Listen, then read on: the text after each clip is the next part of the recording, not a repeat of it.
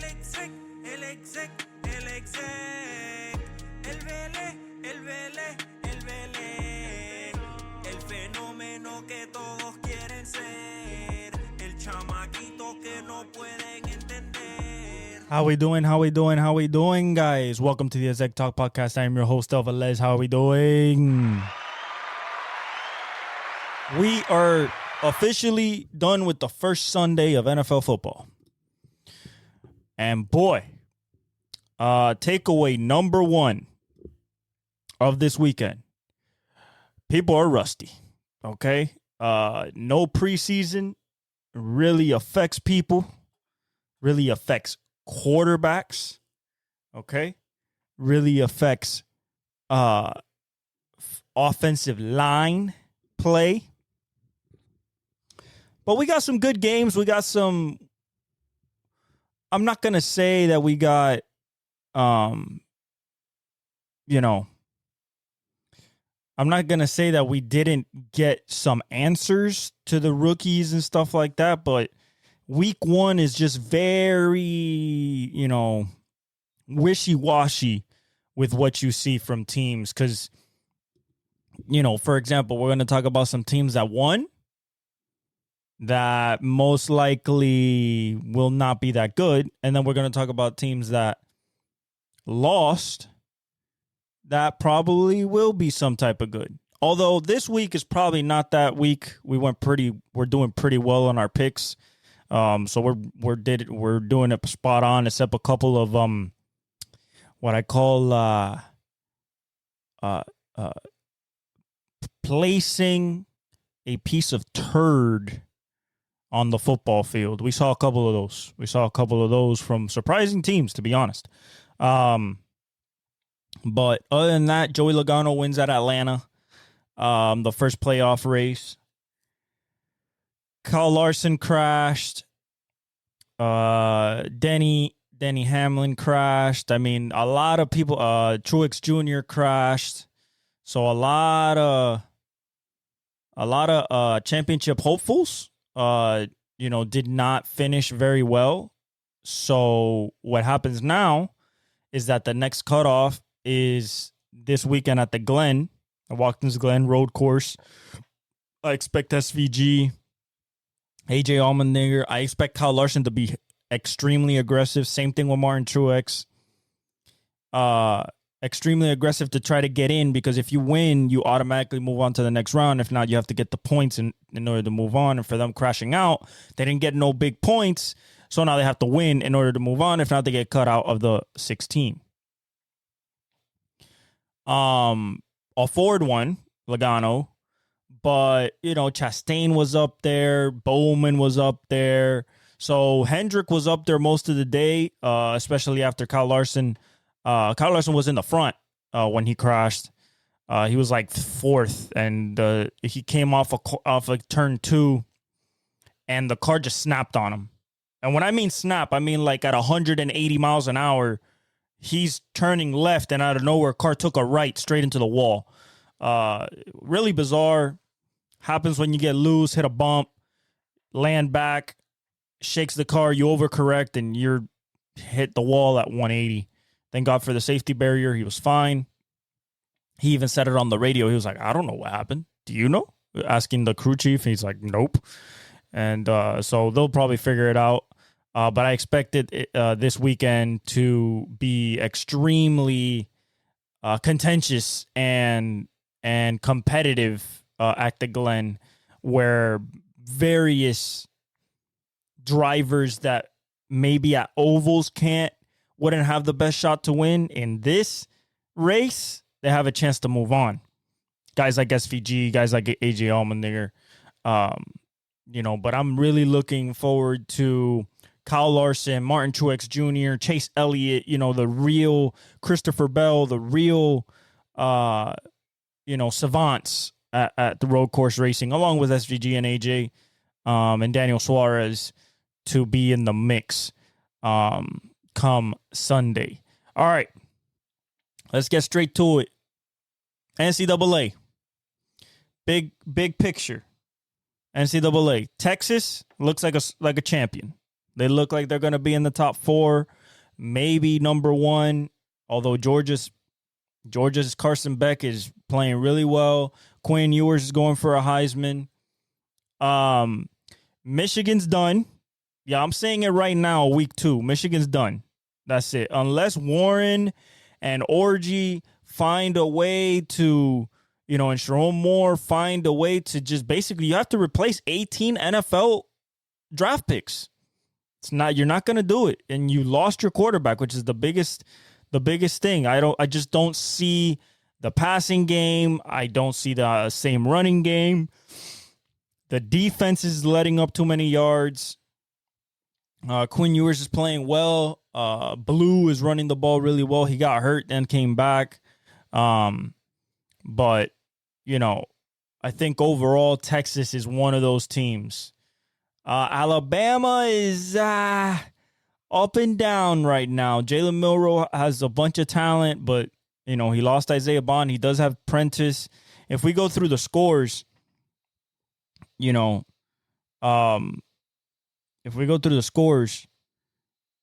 Texas, they dominated Michigan 31-12 in the big house.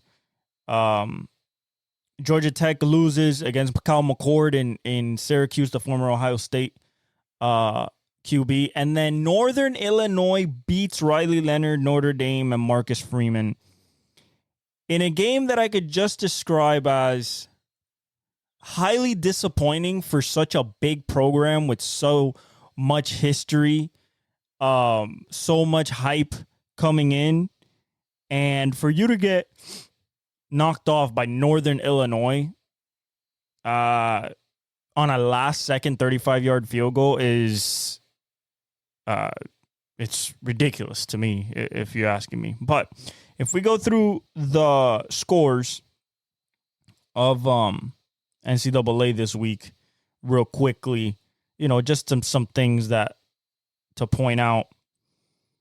So Texas beats Michigan 31-12. Penn State beats Bowling Green 34-27. That should have been close, but Adler, pulled through. Oklahoma State wins against Arkansas 39-31 in a backyard brawl, essentially. Kansas State beats Tulane 34-27 in a game that was highly contentious. Georgia destroys Tennessee Tech 48-3, expected. Northern Illinois beats Notre Dame. Utah beats Baylor 23-12. We thought Utah with Cam Rising would be more explosive and better. Not the case. Iowa State beats Iowa, number 21 Iowa, 20-19 on a last-second field goal. Louisville beats Jacksonville State. Ole Miss beats Middle Tennessee State. Florida, Miami destroys FAMU, Florida A&M 56-9. Cam Ward just keeps doing what he's doing.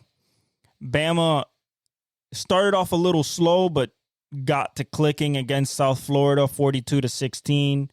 Missouri beats Buffalo, 38-0. Illinois beat Kansas, 23-17.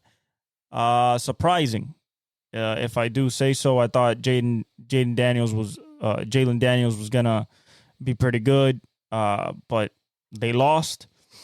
Ohio State beat Western Michigan 56-0. Jeremiah Smith is another true freshman wide receiver freak phenom. They just, they got, Marvin leaves, they bring in another one. 6'3", 220, 4'4", 4'3" speed, just another animal. Just another absolute beast on the outside. One of these guys. One of these guys. One of these guys. This right here is Michigan. You get rid of it. Your head coach leaves after a national championship, and you go right back to what you were with Rich Rod and just struggling. Tennessee destroys NC State 51-10. Hold up. I'm going to say Jesus Christ. Nico Ayamaleva. Leava. 276, 3 touchdowns, just destroys. NC State had no chance. LSU destroys Nichols 44-21. Oklahoma 16-12 against Houston. Very interesting.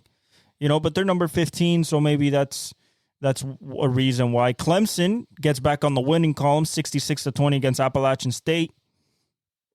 Oregon beats Boise State by 3 points. Very surprising. If we look at Dylan Gabriel, what he did, let's see. They're 2-0, so that's good. Ashton Genty, the guy that went for 200 plus and broke the Boise State record last week, he goes for 25 carries, 192 yards and 3 touchdowns and a long of 70. All right, so possibly this kid right here, he's a junior. He's going to the draft. He might be the number one. He might be one of those number one running backs we'd be talking about when draft comes around. Dylan Gabriel, 18 for 21, 243, 2 touchdowns, a QBR of 49.8. Yikes. That's not good. If they want to fulfill that destiny of winning the championship, they got to play way better than that, especially defensively. Arizona beats North Arizona 22-10, and USC beats Utah State 48-0. Another shellacking by the Trojans, and this team just keeps looking better and better. Miller Moss, 221 for 30, 229, a touchdown. Let's see. Woody Marks went for 13 carries and 103 yards. Quentin Joyner went for 10 and 84. And then receiving wise, Zachariah Branch went 4 for 19, so nothing to write home about there. Lake McCree went for 4 for 81. All right, so nobody cracked 100. Nobody even came close. But SC is supposed to be good. We'll see when they face like really, really good teams. So that's for college football. Something quick because we got to get to this NFL. Okay. Let's get to Ravens Chiefs. Chiefs, 27-20. Listen, this is very simple, okay? It's very simple. This is going to be my rundown, and then we're going to talk about things that happened. It was Thursday, so my recollection might be not that good. That's why I wrote it down. So the Chiefs beat the Ravens on Thursday Night Football to go 1-0 in the season. On a last-second review, after Lamar drove down the Ravens with no timeouts with less than a minute left, he misses 2 TD throws, one to Zay, one to Isaiah Likely. Isaiah Likely almost gets hurt on the first one. And then the one to Zay, I mean, it doesn't get more wide open than that in the back of the end zone, okay? Then he throws to Isaiah Likely the third time. Isaiah catches it. By the way, Isaiah Likely had an incredible game, leading receiver for the Ravens. And Mark Andrews was not that active, so maybe they're ramping him up throughout the season, kind of like what they're doing with Kelce a little bit. That's what I'm noticing. But, a good drive by Lamar after they couldn't get a lot done offensively during the game. Besides the Isaiah Likely, 9 catches for 111 yards. And Lamar running a little bit. Lamar looks like Louisville Lamar. Lamar looks like he's back to that speedy, shifty, took some hits, but looks like he's okay. I mean, it's Lamar Jackson. I'm not worried about him getting injured when he's running. He really hasn't done that. The times he's gotten injured has been in the pocket, if we're being real. So he passes it to Isaiah Likely, back of the end zone. He catches it. Defender pushes him.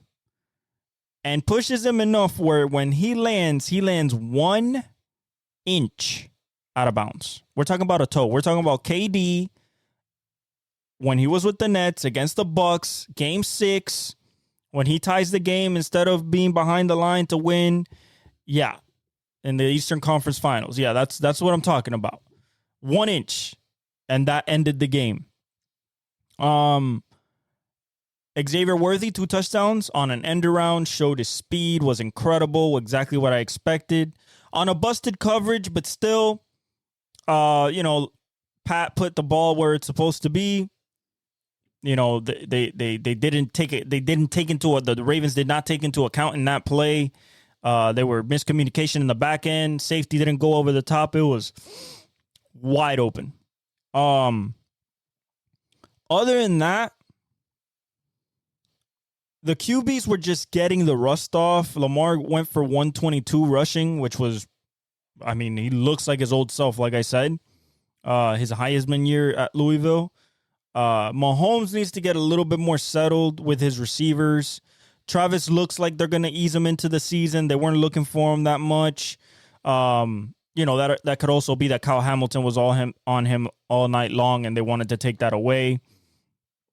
The guy that really showed out, and it was one route, an inside slant, basically inside, like I would call it like a ghost post. I mean, it's 2 steps and inside, but it's not a slant because he's not. It's a seam, inside seam.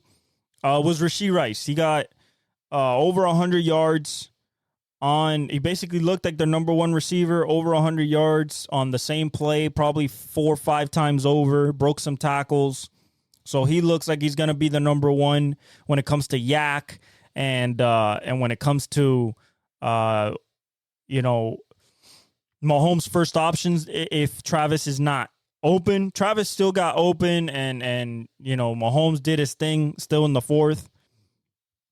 Pacheco looks better than ever, catching the ball out the backfield, still breaking tackles, still running hard. The offensive line is still playing good football up front for the run game. So they still look like the Chiefs. They look a little bit more explosive with Xavier Worthy. I imagine that will get stretched out as the season goes on. But I was really impressed by the Chiefs, and the defense once again. Chris Jones from play one. Play one, he destroys the line. Just explodes through. And he's going to be a problem all year long, just like Aaron Donald was for 10 years. Now he's the number one D tackle. Something to take note of: illegal formation penalties, at least in that game.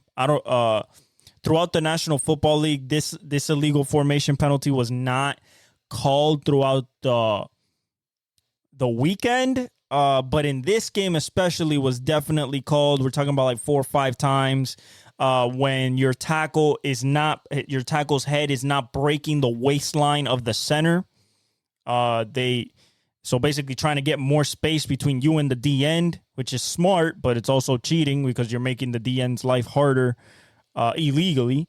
So they called like 5 of those on the Ravens, like quick ones on Ronnie Stanley. They called one on Jawan Taylor on the other side. But they have to, if they're going to call that, they got to be at least a little bit more consistent, because I'm not going to be naive to the fact that the Kansas City Chiefs were also doing it, but maybe it was some home cooking. Who knows? But then the rest of the games really wasn't enforced like that. So yeah, I mean, overall for our first game was really exciting. It's nice to have football back. The Chiefs are still the Chiefs. They win on opening night, like I said they would, because they lost last year to the Lions.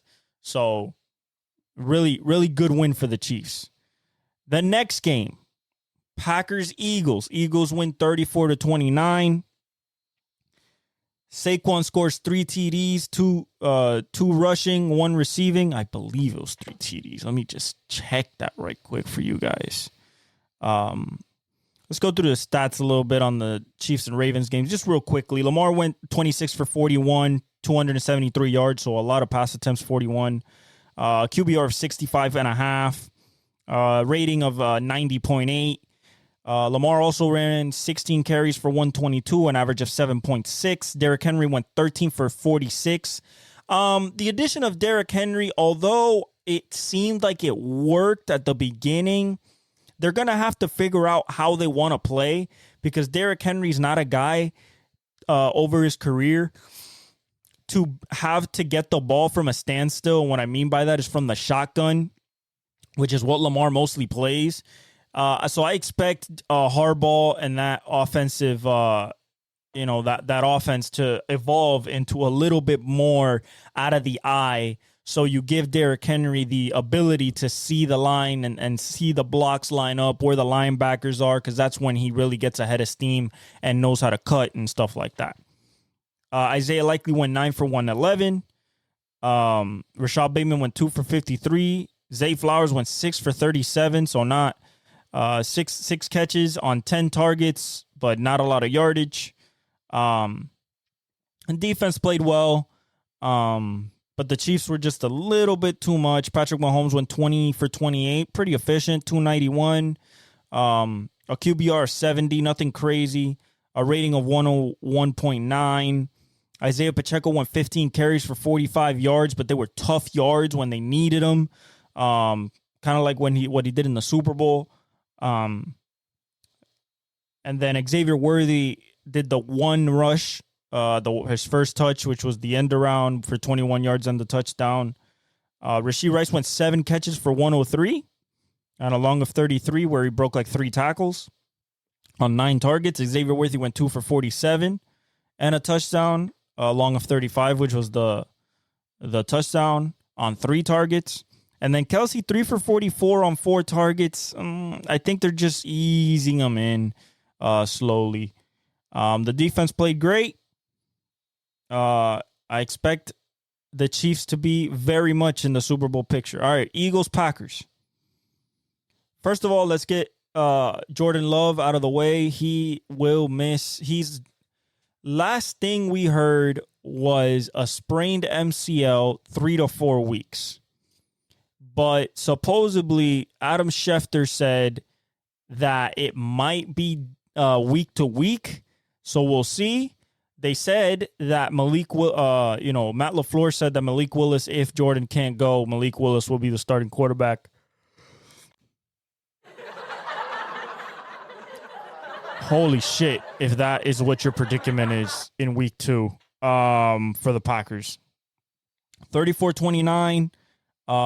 If we go to the box score, Jordan Love went 17 for 34, 260, 2 touchdowns, a pick, rating of 83, QBR of 20.7, so not good at all. Josh Jacobs went 16 for 84, so pretty good day for him. Emmanuel Wilson, young kid, he went 4 for 46. Jaden Reed went 4 for 138. I think this is going to be their number one. I've been saying this since last year. I've seen this kid since Michigan State. I saw him in his rookie year last year. He just came onto the scene, and he just looks like the alpha of the group. He had a long of 70, 6 targets, 4 catches, 138, and a touchdown. Romeo Doubs went 4 for 50. Tucker Kraft went 2 for 37. Christian Watson, 3 for 13. Luke Musgrave, 0 for 0. Nothing. The defense played pretty well. Jair Alexander got a pick. So did Xavier McKinney. But overall, expect more from this defense, allowing 34 points to the Eagles. If we go to the Eagles, the Jalen Hurts went 20 for 34, 278, 2 touchdowns and 2 picks. A QBR of 39.2, so not good at all either. 80.3 rating, not good at all. Saquon went 24 for 109, 2 touchdowns on the ground. So Saquon, with his best offensive line he's ever had in his career, what happens? Oh, he turns into this dude. He turns into that dude. That makes sense, right? That's what I said when they made the trade. When they signed him, I said, oh, now you're going to see Saquon be Saquon of Penn State. And that's exactly what we got on both sides. Jalen Hurts went 13 carries for 33 yards. A.J. Brown went 5 catches for 119 and a touchdown, a long of 67. Absolute bomb. Devontae Smith went 7 for 84. Dallas Goedert went 4 for 31. It was distributed. Saquon went 2 for 23 plus a touchdown. That was really nice. Double covered, but Jalen Hurts put the ball where he needed to be, and a great catch by Saquon. The defense played good. Probably let up a little bit too much on the ground game, I would say. But when you're facing, on the passing game a little bit too, Quinyon Mitchell played pretty well, considering it was his first NFL game. C.J. Gardner-Johnson, I expect a little bit more from Nolan Smith. Jalen Carter played great. Jordan Davis played pretty well, stuffing the run and stuff like that. But Jalen Carter looked the part. Bryce Huff needs to do a little bit more for me. And just sure up the back end. Cooper DeJean didn't start. I'm not sure he played corner. He did run back a punt, I think. Not for a lot, but he played. But yeah, shout out to the Eagles on the march once again to a division title. All right, let's get to Sunday. We have found our horrible team of 2024. Carolina Panthers. Listen, guys, there is no words for what I saw and how bad it was. I mean, it was 30-0 halftime. Derek Carr hit Rashid Shaheed with a big bomb over the top to start the game. And it was off to the races from there. Marshawn Lattimore got hit. Marshawn got dinged up. I think he should be good. It's nothing crazy, but he did get dinged up a little bit. Let me see here. I'll tell you exactly what happened. I think it's something with his ankle, if I'm not mistaken. Look for it right here.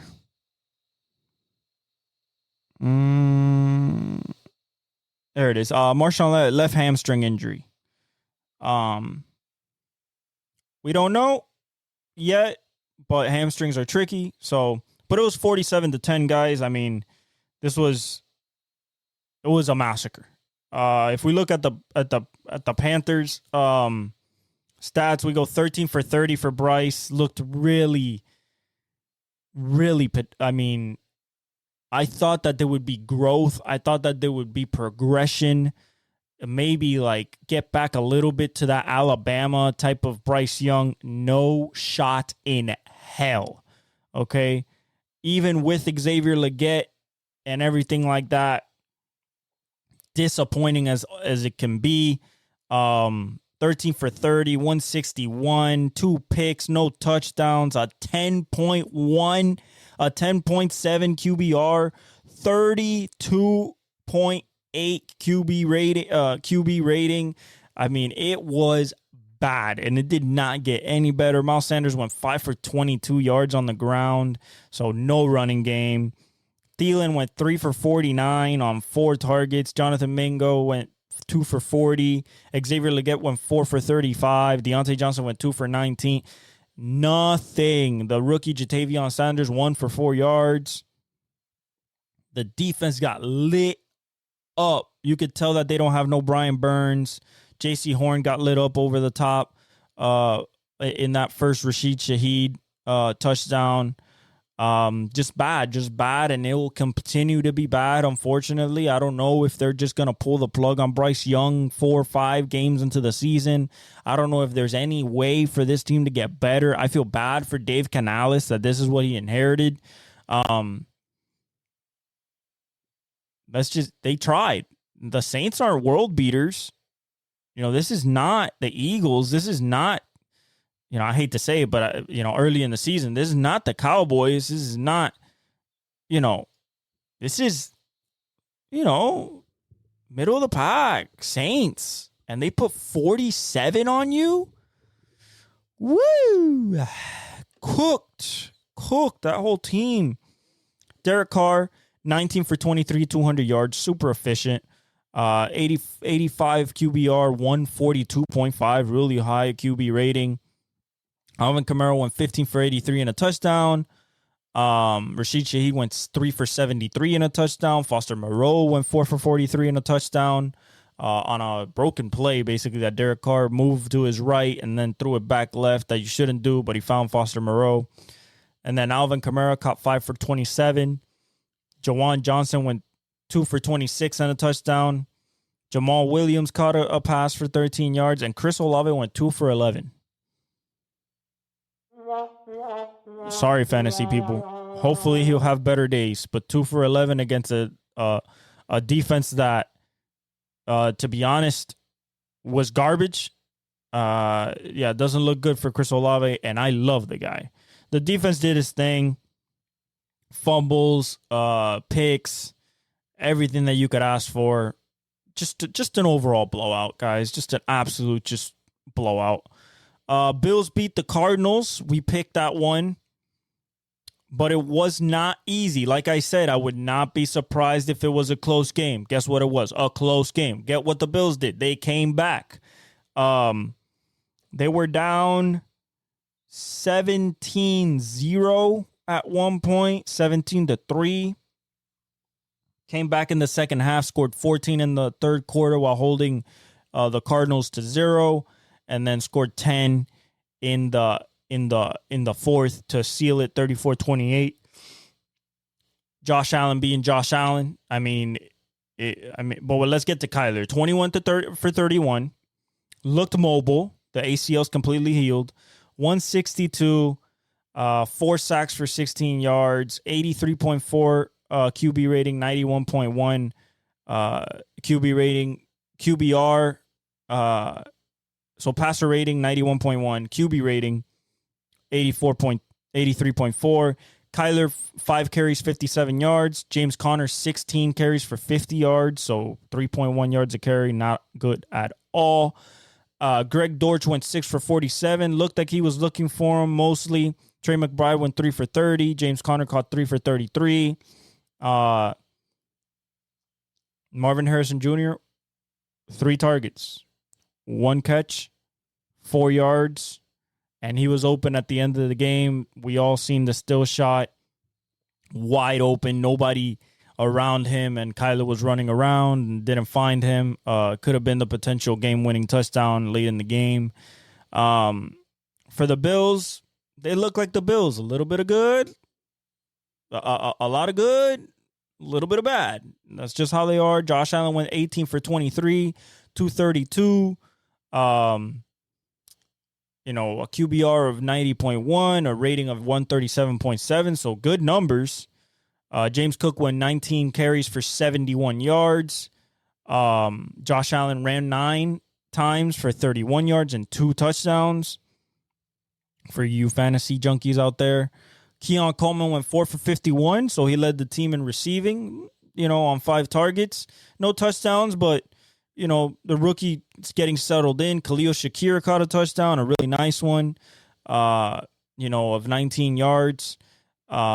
3 for 42 on 3 targets. James Cook went 3 for 32 on 3 targets. Matt Collins went 2 for 25 and a touchdown on 2 targets. Dawson Knox went 1 for 23 on 2 targets. Dalton Kincaid, 2 targets, 1 reception for 11 yards. Very, very interesting versus this Arizona squad that they could not get Dalton Kincaid targets. Very interesting. Don't like it at all, especially for you fantasy people. Do not like that at all. The defense played pretty well. They let up some things, but for the most part, DeMar Hamlin got 4 total tackles. Terrell Bernard got 11 total tackles. Cam Lewis got 10 tackles. Greg Rousseau got 6 tackles. Overall, Greg Rousseau got 3 sacks. Von Miller got a sack, which adds to his, record chasing total. But everybody, no interceptions, but everybody played pretty well. But the Bills, cardiac kids, man, I swear, with Superman himself back there. All right, first giant boo. Patriots beat the Bengals 16-10. What are we doing? No T. Higgins, and this is what happens? Jacoby Brissett goes for 15 of 24 for 121, a QBR of 82.4 and a rating of 75.2. Ramondre went 25 for 120 and a touchdown. That was their basically their offense. Austin Hooper, 2 for 31. Nobody else caught more. KJ Osborne caught 3 for 21. Their offense was non-existent except Ramondre Stevenson. But what happened? The defense, no turnovers. The defense just did its thing, held. But we got to talk about this Bengals team. Joe Burrow, 21 for 29, 164, 5.7 yards an attempt, 3 sacks for 10 yards, 56.2 QBR, 86 rating. Zach Moss went 9 for 44. Chase Brown went 3 for 11. Jamar Chase, 6 catches for 62 yards and a long of 28. That means everything else was extremely short. Christian Gonzalez was on him. He's going to be that number 1 corner, so maybe it's just a side effect of having that good corner on him, but he still should dominate. Andre Iosivas, the guy from Princeton, he went 3 for 26. Tanner Hudson went 2 for 18. Gesicki went 3 for 18. Almost caught a touchdown, which probably would have won the game. But, he dropped it going into the ground. But yeah, this was not, they start slow. I know that the Bengals start slow, but still against the Patriots with no talent anywhere on their roster, especially offensively, this should have been a cakewalk at home and you just blow it. Joe Burrow, I don't know what happened there. He didn't look himself, didn't look mobile. I don't know what's happening. Hopefully they figure it out. Hopefully T. Higgins is not playing this upcoming week, so we'll see what happens. Vikings beat the Giants 28-6. Daniel Jones is horse shit. Doo-doo. Garbage pistache. Throw him away. He don't work. Go get Ryan Tannehill. Go get anybody else. Because if we go to the Giants right now, 22 for 42, 186 yards, no touchdowns, 2 picks, 5 sacks for 20 yards, a QBR of 17.4, a rating of 44.3, and the offense wasn't that good either. Devin Singletary went 10 carries for 37 yards. Malik Neighbors went 7 targets for 5 catches and 66 yards. Wan'Dale Robinson went 6 catches for 44 yards on 12 targets. So Daniel Jones missed 50% of his targets to Wan'Dale. Darius Slayton went 3 for 26.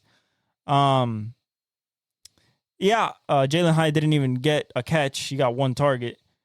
The defense couldn't hold on. They were out there too long.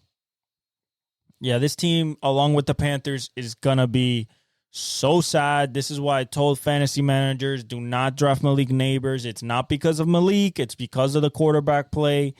And it was evident. Van Ginkel catches a crazy interception. He's rushing, jumps up, catches the ball into the end zone in a matter of 3 seconds. It was crazy. It left the announcers flabbergasted. If we go to the Vikings, very efficient offense, 19 for 24 for Sam Darnold, 208, nothing crazy. 79 QBR, 113.2 rating. Aaron Jones, new face in an old face in a new place. Aaron Jones went 14 for 94, really, really nice. Justin Jefferson got 6 targets, 4 catches for 59 yards and a touchdown. So he hasn't. They haven't really gotten there yet. Jordan Addison went 3 for 35. He got hurt a little bit in the middle of the game, but then he came back. He'll be available for week 2. Just an ankle. Other than that, that was it. Jalen Naylor caught a touchdown, a 21-yard touchdown late in the game. But that was it. The defense played well, but this is against the Giants, so what can you say really there? But yeah, I think that this team is going to be really bad. And not just bad. I think embarrassing. Like the fans waited for Daniel Jones to get out of the stadium when he was going home to heckle him and boo him. Like, it is bad. But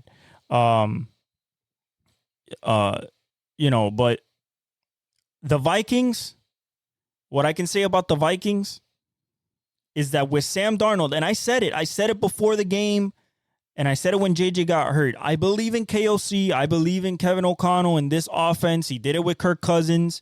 He did it last year with Josh Dobbs and Nate Mullins. And, Sam Darnold has the talent, and he was efficient. 19 of 24. That's efficient football there. So shout out to the Vikings. Shout out to KOC.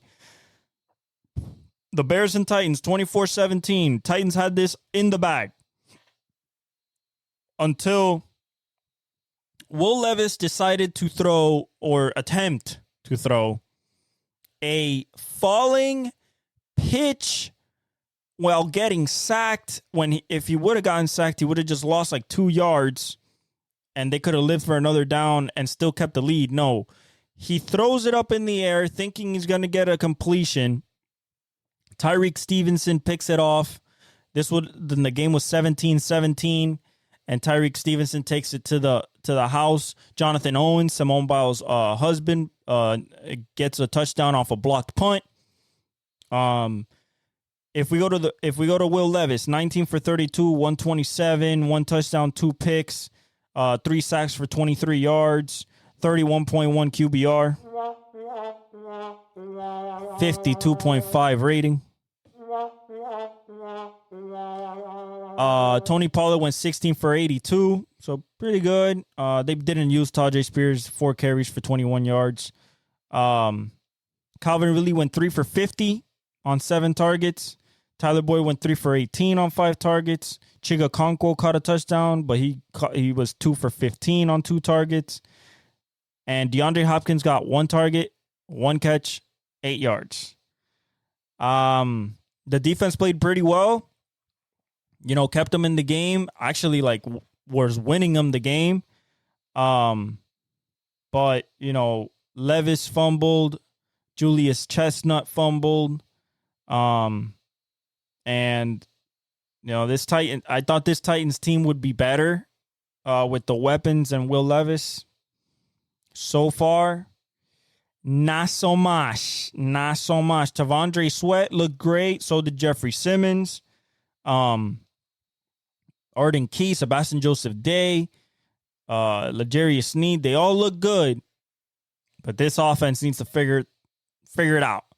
For the Bears, although they won, Caleb, in his first NFL start, 14 of 29, 93 yards, 3.2 yards an attempt, 2 sacks for minus 29 yards, a QBR of 22.2.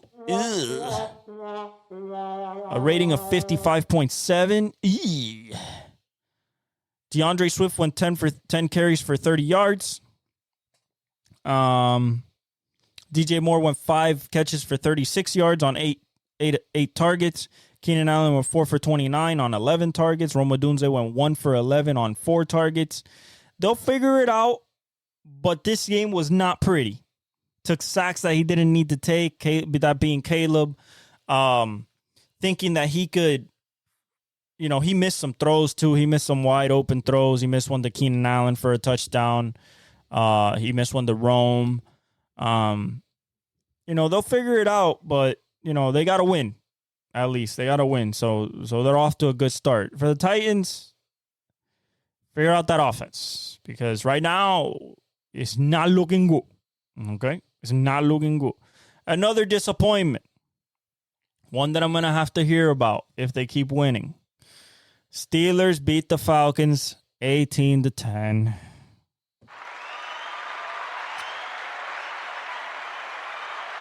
Those 18 points came on 6 field goals by Chris Boswell and 3 from 50 plus. I think first kicker to do that in a long time, and then it got done again by Kaimi Fairbairn with the Texans.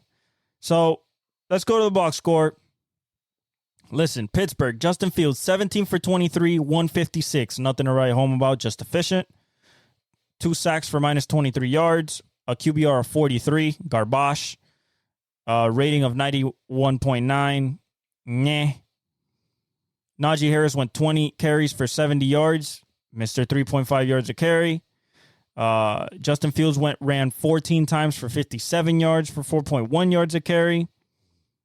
George Pickens went 6 catches for 85 yards on 7 targets and a long of 40. So in reality, you take that 40 out, he went 5 catches for 45 yards.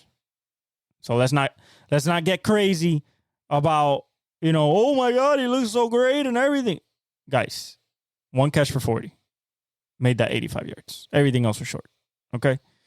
I love George Pickens, but let's not, oh my God, he looks so great. Everything, this catch and everything. Yes, the catches were great, but like the quarterback play is not out there for his type of talent, Pat Freiermuth on 4 targets, went 4 for 27. Jaylen Warren went 2 for 13. That was pretty much it. The defense, I told you it was TJ Watt and pray, and that's exactly what this team is. It is TJ Watt and pray. You know how I can say this is TJ Watt and pray? Because you did not score a touchdown. You did not score a touchdown. You were in the red zone 3 times, failed. Penalties, sacks, incomplete passes. Not efficient at all. This is not going to get it done against the big boys, against your Ravens. It's just not, it's not going to get it done. It's not going to get it done. Shout out to Minka. Shout out to Alex Highsmith. Shout out to TJ Watt. He got 1 sack. He should have had 3, but 2 of them got called back. Peyton Wilson played well. Joey Porter Jr., Patrick Queen in his new place played well. Keanu Benton, Nick Herbig played well, but don't get all enamored by what you saw. Because I'm sure deep down inside, that this is not going to get it done. This is going to be 9-8 again. Maybe make the playoffs, maybe not. Same thing. That's not what you guys want. The reason I'm so hard on you guys is because you guys judge yourselves hard. You're the ones that want to say, no, we got 6 championships. We're Pittsburgh, the Steel Curtain, Big Ben. All that is over. It's done. Finish. It's time to face reality. You guys are a middle-of-the-pack team that survives on your defense. You have no quarterback play. Even with Russell Wilson, which got hurt, and it's a calf injury, could be an Achilles. Listen, either way, whether he starts on Sunday or not, it is going to be very tough for this offense to continuously move the ball down the field and get touchdowns, not field goals, get touchdowns because of the inefficiency in the offense, especially at the quarterback position. You ran for 20 carries and 70 yards, 41 carries for 137 yards. You ran for 3.3 yards a carry. That is not good, okay? If we go to the Falcons, it's not any prettier. Kirk Cousins, 16 for 26. Rusty, 155. A touchdown, 2 interceptions, horrible interceptions. 2 sacks for minus 18 yards, 29.2 QBR, 59 rating. Bijan went 18 for 68. 18 carries for Bijan. I like it. Open up more holes. They were facing the Pittsburgh defense, so I'm going to give them a pass on that. Tyler Algier only took 3 carries, which is what I like. Bijan should be the bell cow. But the leading receiver was not Kyle Pitts. It was not Darnell Mooney. It was not Drake London. It wasn't even Bijan. It was Ray McLeod. So we still have the symptom of throwing to our 3rd or 4th best receiver. Incredible. Even with Arthur Smith in another place. Actually facing Arthur Smith on the other side for the Steelers. 4 for 52 for Ray on 7 targets. Bijan went 4 for 43 on 5 targets. Kyle Pitts went 3 for 26 and a touchdown, a wide open touchdown on 3 targets. Darnell Mooney went 1 for 15 on 3 targets. Drake London went 2 for 15 on 3 targets. I expected this to be a lot more in the coming weeks. There's no way that with Kirk Cousins this offense is still the same thing that it was last year. I refuse to believe that. But shout out to the Steelers, 1-0. You move forward with a win. Now, are you going to start Justin Fields? Or are you going to start Russell Wilson? Who knows? But right now, you're 1-0, so good job. Dolphins, Jaguars. Boy, was that close. 52 yards. Thank you, Jason Sanders. Did not start off well. We were down 17-3. It was about to be 24-3. And thank God for Javon Holland hitting Etienne, while he was at the 2-yard line, the 1-yard line, put a punch right through the football. And Kader Kohu recovered it in the end zone. And then we got to cooking the next play. We hit Tyreek on an 80-yard bomb. Outruns everybody. Crossing route. Just outruns the defense. Gets into the end zone. In an homage to what happened earlier that morning. Heading to the stadium. Puts his hands behind his back as if he's arrested. And then Jalen Waddle stands behind him and walks him like as if he's a officer. I don't know what happened there, guys. I don't know if some cops got prideful or envious or said, "Oh, today's my day," but there's no need to put him on the ground. There's no need to put a knee on his back. If he was speeding, you give him a ticket, you let him go. Like Shannon said this morning, like the Scotty Scheffler incident, they didn't put Scotty on the ground. I don't know why they put Tyreek on the ground. Handcuffing Calais Campbell while he's trying to de-escalate the situation, I don't understand. But Tyreek don't matter because he went for 130 yards and a touchdown. So we didn't care. Like I said, we started off a little slow. The Jaguars started off pretty well. Travis Etienne ran the ball. Brian Thomas Jr. looks like a future superstar, like I've been saying. So Trevor went 12 for 21, 162, and a touchdown. 3 sacks for minus 23 yards, including a Jalen Phillips sack. Shout out to him. He's back.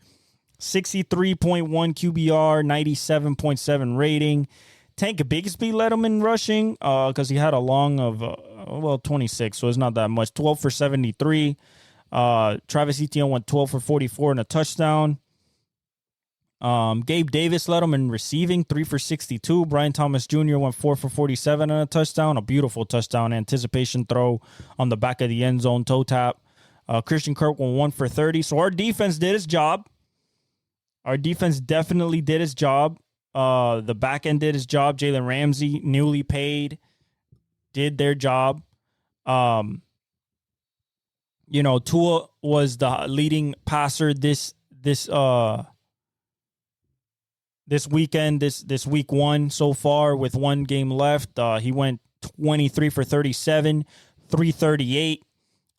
He took 3 sacks for 19 yards. He had a QBR of 48.8, a rating of 101. So, mid-pack kind of. Jeff Wilson went 5 for 26. Devon Achane went 10 for 24, so we couldn't run the ball a lick. Tyreek went 7 for 130.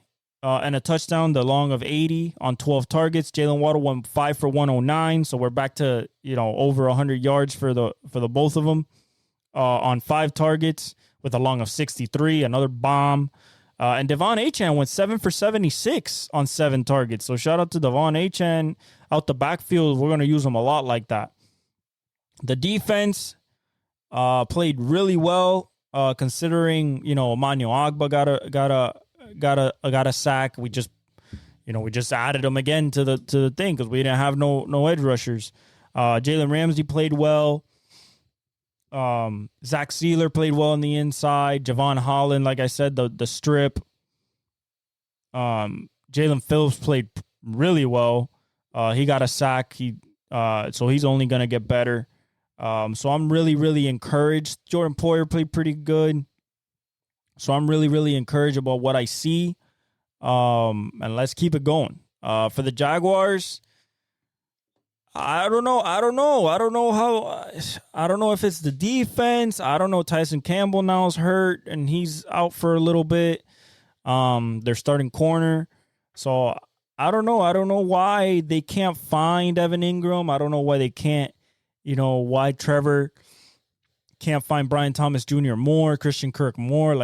But it's week 1. We got to remember it's week 1. This is rusty. The defenses usually are better in week 1. So by the way, the dynamic kickoff, that shit works. Ask the Cardinals, and DJ Dallas. Shout out to UM. They brought it back the first time ever, 96 yards against the Bills. All right, Texans Colts. What a shootout by two young superstar quarterbacks. Start with the Texans, 24 out of 32, 234 for CJ, 4 sacks minus 30 yards. I gotta watch out on that. 73.9 QBR, 115.9 QB passer rating. Joe Mixon, 30 carries, 159 and a touchdown. That's what I'm talking about. That's how you make a statement. You were the 31st worst rushing offense last year. Well, here it is, 159 on your head on 30 carries. Yeah, we're riding this boy. You know what I'm saying? And that's why they got him from the Bengals, to give him the ball. They have a good offensive line, and they ran the ball. That's how they ended the game. Basically, was running the ball. Joe Mixon is a perfect fit for this team. Can catch the ball at the backfield, can run. Really, really, really encouraging sign for the Texans. If they can run the ball, they can make it to the Super Bowl if they can run the ball, because the passing game is elite. Nico went 6 for 117 on 8 targets. Tank Dell went 3 for 40 on 7 targets. Stephon Diggs caught 2 touchdowns, 6 for 33, 2 touchdowns on 6 targets. It's just they got it from everybody. Everybody needed to pitch in. The defense played pretty well, considering that AR was on his shit today.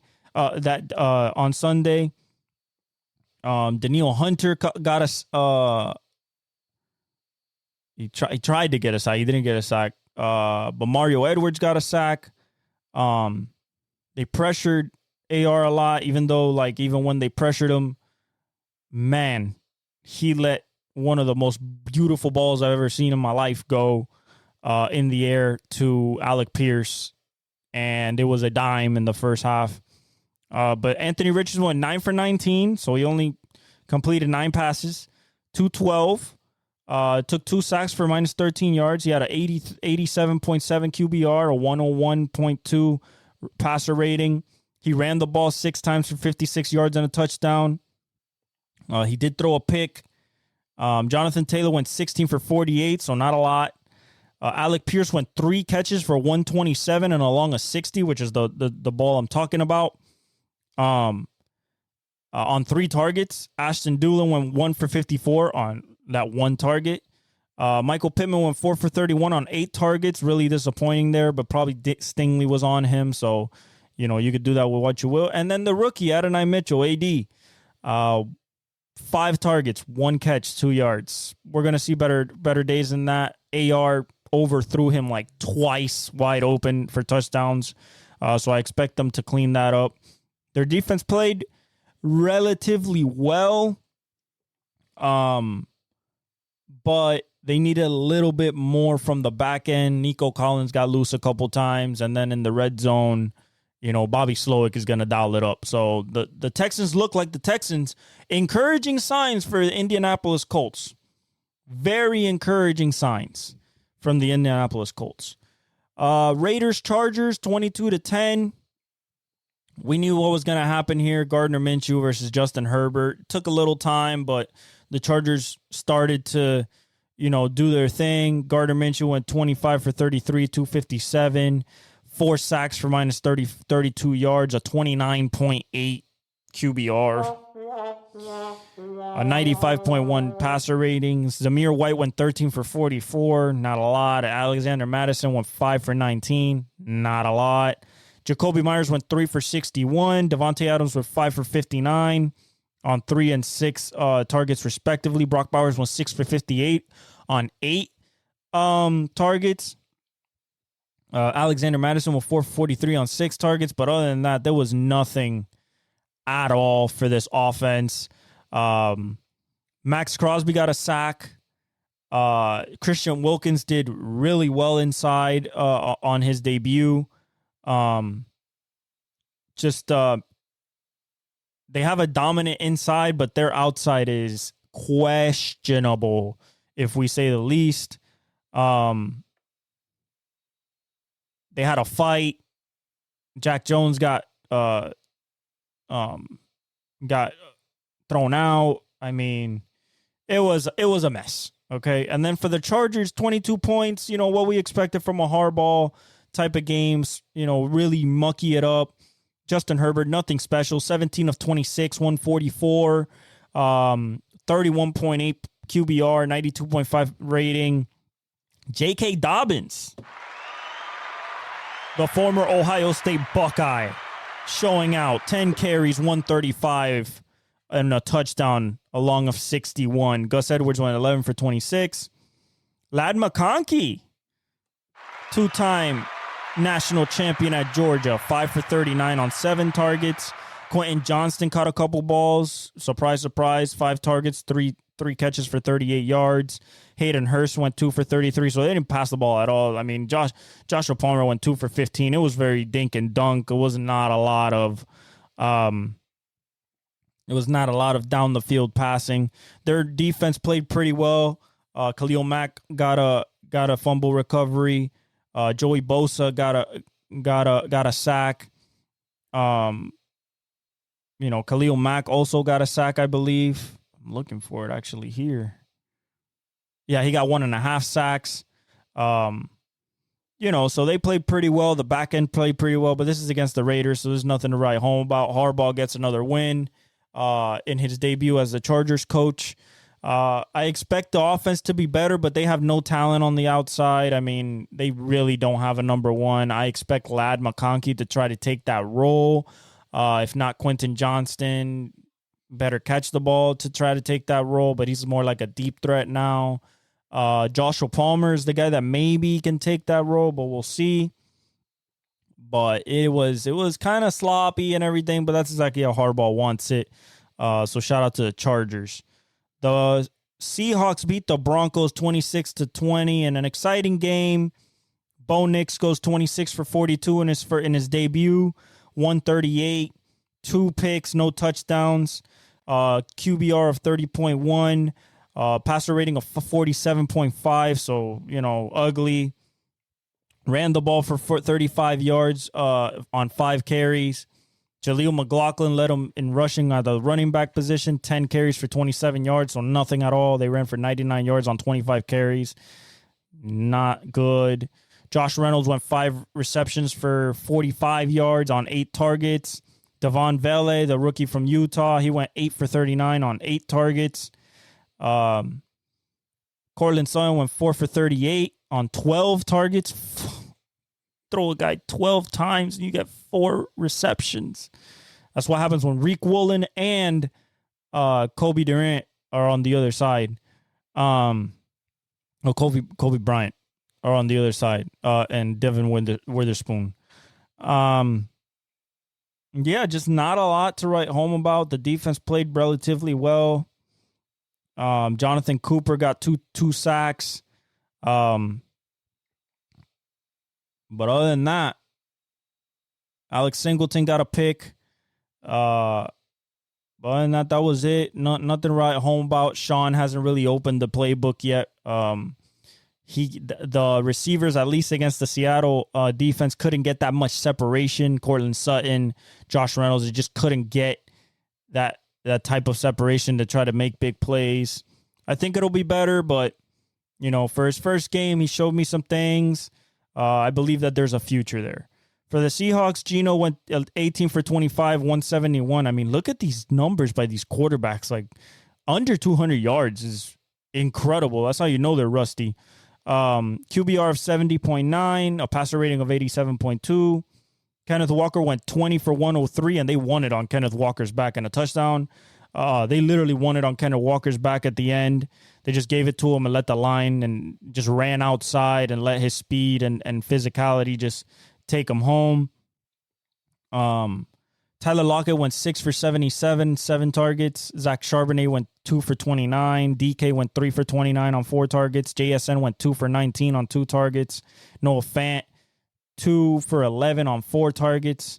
So not a lot in the passing game at all. But, you know, D. Williams caused the fumble. Jerome Baker recovered a fumble. You know, you had 10 tackles by Julian Love. Tyrell Dotson had 10 tackles, 12 tackles by Julian Love. Devin Witherspoon had 7 tackles. A sack by Boye Mafe. A sack by Derek Hall. You know, Byron Murphy had 2 tackles and 1 solo tackle, so he'll get better, I think. He'll start pressuring people as the season goes on. But, you know, Reek Woolen caught an interception. Julian Love caught the other one.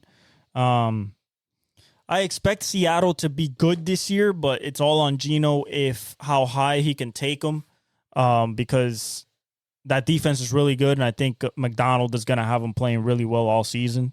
So shout out to the Seahawks. Cowboys, Browns. Man, I thought the Browns were going to turn a new leaf, but it's the same old turd Browns, man. Not taking advantage of Myles Garrett, Denzel Ward, Zadarius Smith. Just disappointing. 33-17 at home. 19 for 32 for Dak Prescott, 179. Doesn't have a great game at all. 1 touchdown. Takes 3 sacks for minus 16 yards. QBR of 31.3, rating of 85.3. Ezekiel Elliott went 10 carries for 40 yards. Rico Dowdle went 8 for 26. CeeDee Lamb went 5 for 61 on 10 targets, so half his targets. Brandon Cooks went 4 for 40 and a touchdown on 7 targets. Jalen Brooks caught one pass for 18 yards. Jake Ferguson got hurt. He'll be out. He'll be out around a knee, MCL sprain. He'll be out like 4 weeks. Just Cavante Turpin took a punt back, 66 yards. But 60 yards, to basically like ice the game away.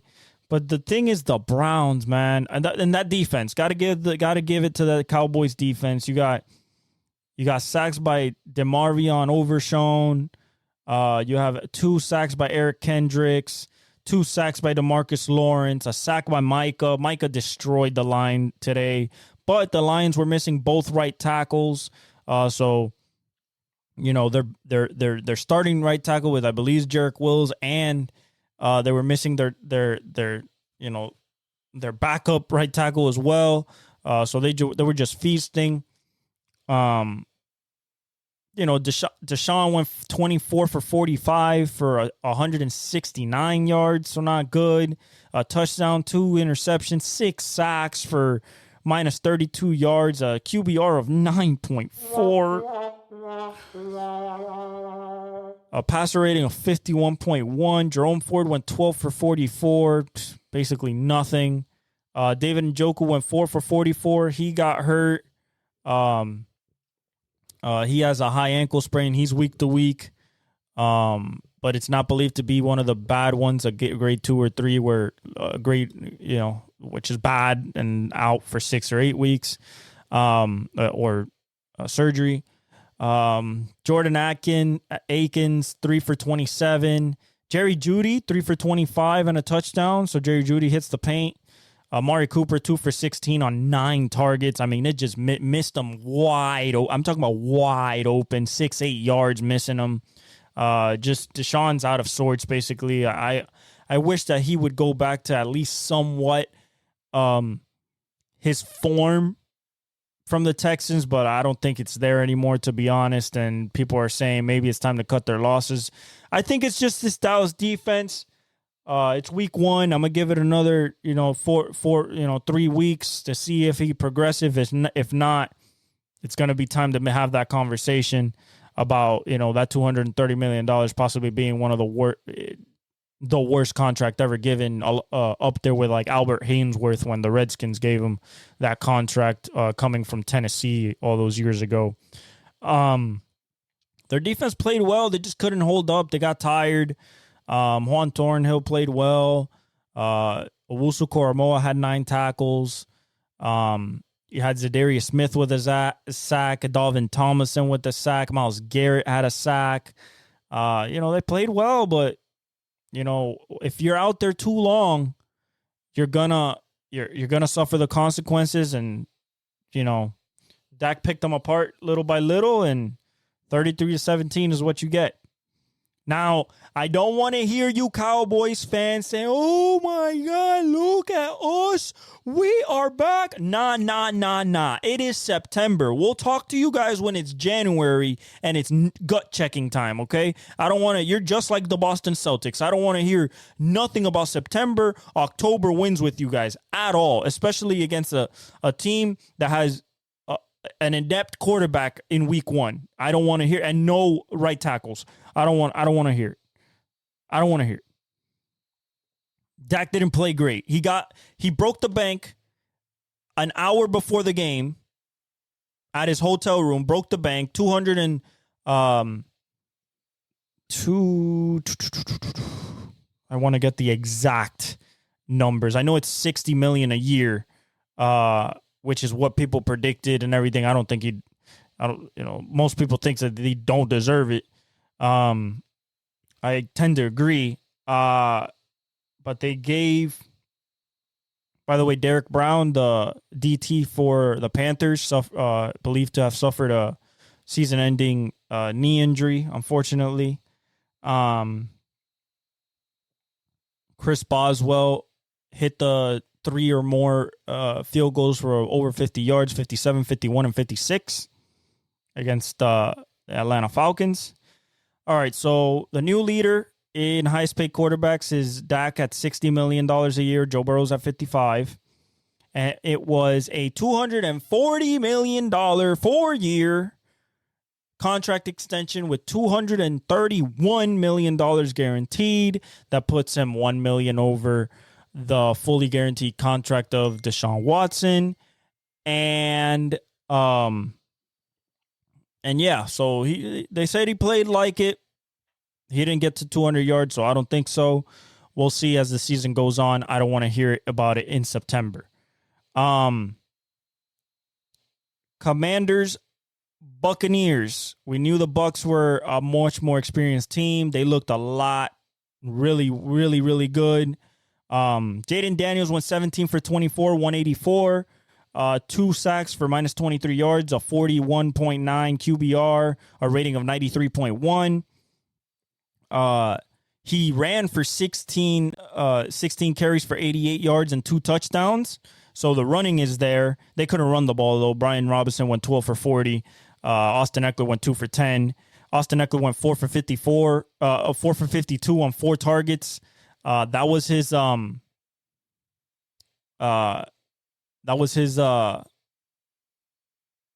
debut and their leading receiver, which is surprising. Brian Robinson Jr. went 3 for 49, so their 2 running backs were their leading receivers. Zach Ertz went 3 for 28 on 4 targets. Luke McCaffrey went 3 for 18 on 3 targets. Terry McLaurin, 2 for 17 on 4 targets. That's very, very, very concerning. You have to get your number 1 receiver involved. Jaden Daniels fumbled the ball 3 times. He lost 1. No, wait. He fumbled 3 times, but he didn't lose any. The defense couldn't stop a cold. Kalen Farrell had 1 sack. That was it. Literally. That was it. Bobby had 10 tackles. That's nothing new. And then for the Bucs, they looked really well. Baker went 24 for 30, super efficient, 289, 4 touchdowns, no picks, 86.1 QBR, a 146.4 passer rating, really, really good. Bucky Irving, the rookie out of Oregon, 9 carries for 62 yards. I think that kid is going to eventually take over as the number one. Rachaad White went 15 for 31, so not much. Chris Godwin went 8 for 83 on 8 targets. Rachaad White went 6 for 75 on 6 targets. And Mike Evans went 5 for 71 with 2 touchdowns on 6 targets. Godwin caught a touchdown as well. A beautiful touchdown by Mike Evans, the first one, fighting with Benjamin St. Juste and just late hands. Beautiful ball by Baker. Just the future Hall of Famer doing it once again. The defense played pretty well. You had Servochea Dennis with a sack. You had Joe Tryon-Shoyinka with a sack and a forced fumble. They played pretty well. We just got to see them later in the season against better competition. But right now they look pretty well. They said that Super Bowl is what they're looking for, but gotta hold off on that. And then finally, Rams-Lions. Lions win in overtime with Montgomery. Just literally, it is give the ball to Montgomery, give the ball to Montgomery, give the ball to Montgomery the whole overtime. And that's how they won. They were controlling the game relatively, and then Matthew Stafford woke up. He went 34 for 49 for 317, a touchdown and a pick, 63.3 QBR, a rating of 85.2. Kyron Williams with 18 for 50, so not that efficient. Cooper Kupp, 14 receptions on 21 targets for 110 yards. He led the league in targets by a mile. The next closest was Tyreek with 12. Tyler Johnson went, he caught a touchdown as well. Tyler Johnson went 5 for 79 on 7 targets. Colby Parkinson went 4 for 47. Puka Nacua got hurt. He's on IR, so he'll miss at least 4 weeks with a knee injury, the same knee that was bothering him in training camp. The team played well. They just ran up against a team that is a likely Super Bowl contender. Not likely, but can reach the Super Bowl for sure. Their defense played pretty well. For the first time, not having Aaron Donald. Jared Verse got his first sack as a rookie. Byron Young got a sack. They played relatively well. John Johnson got an interception. But the Lions just did too much. Jared Goff, 18 of 28, 217, nothing crazy, a touchdown, a pick, 38.4 QBR, 85 passer rating. David Montgomery went 17 for 91 and a touchdown, which was the last one of the game. Jahmyr Gibbs went 11 for 40. They really didn't give him the ball that much. Jameson Williams, come out party finally for the former Alabama superstar. 5 catches, 121 yards, along a 52, which he outran people. On 9 targets. Sam Laporta went 4 for 45 on 5 targets. Jahmyr Gibbs went 4 for 34 on 6 targets. And Amon-Ra St. Brown, 3 for 13 on 6 targets. Granted, I think that, the Rams had a plan for Laporta and Amon-Ra St. Brown. I don't expect that to be the rest of the season like that. Their defense played great. You had Brian Branch with a sack. You had Jack Campbell with a sack.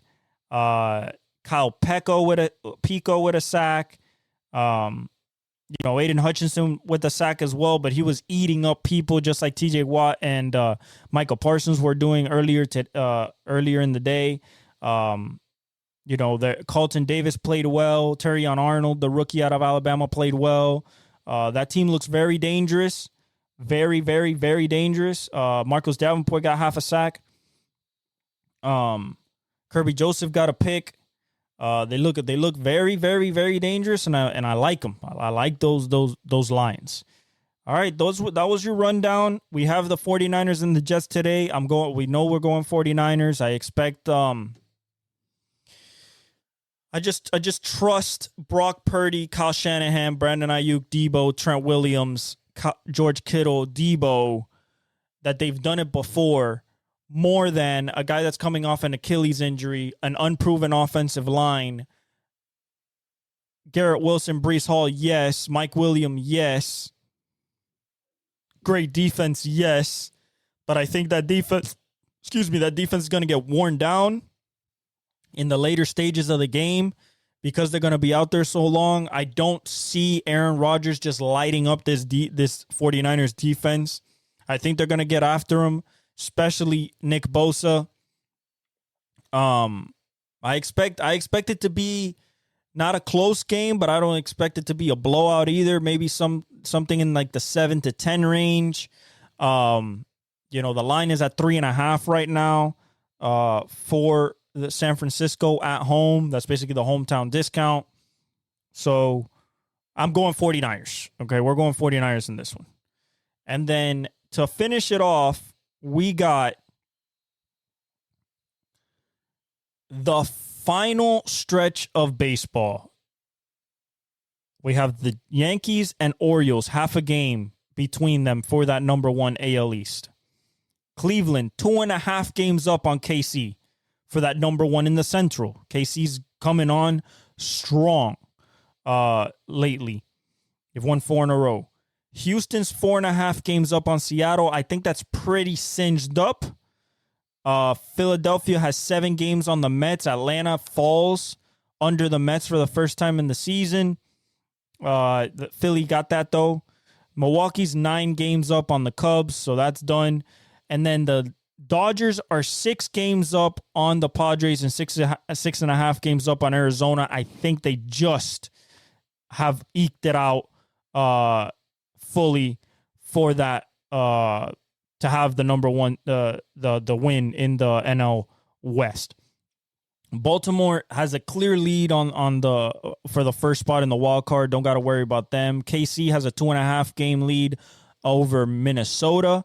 Detroit is 3.5 games back, Minnesota, and Seattle's 3.5 games back, and Boston's 4 games back. That's about the cutoff line right there.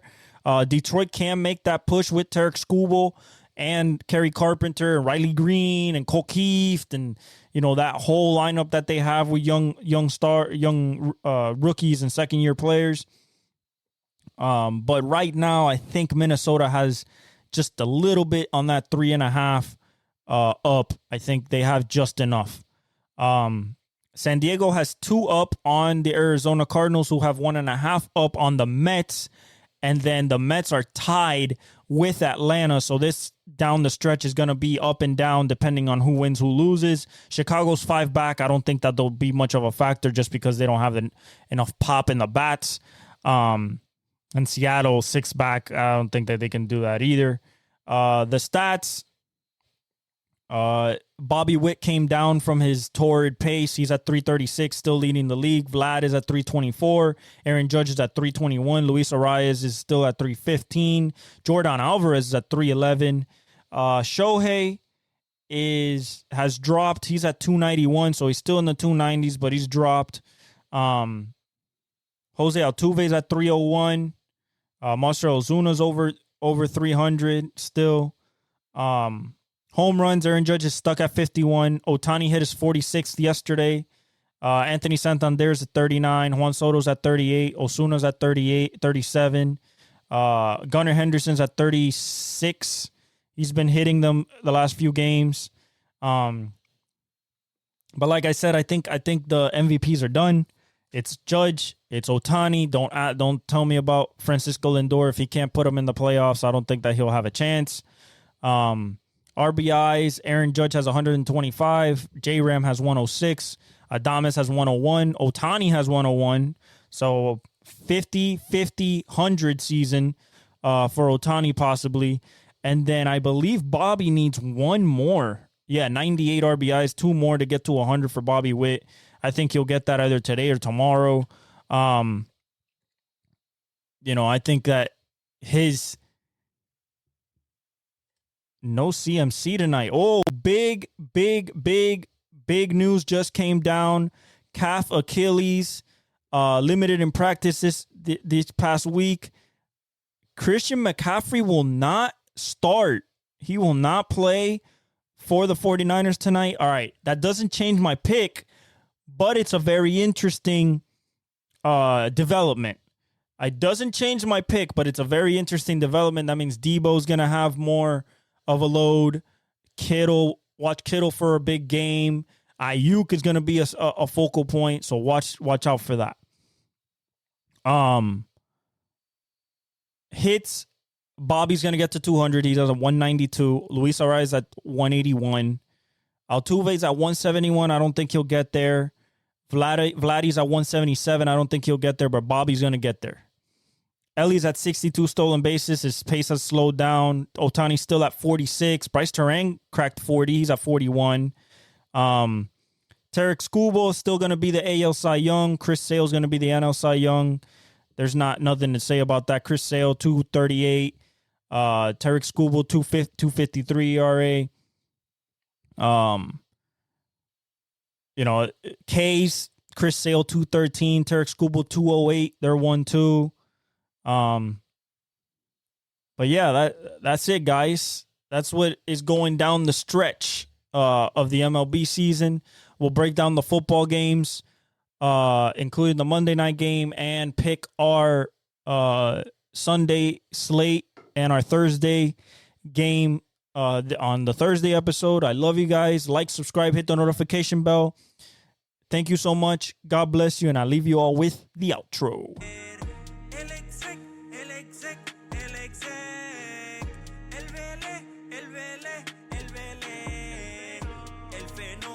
Que todos quieren ser el chamaquito que no pueden entender.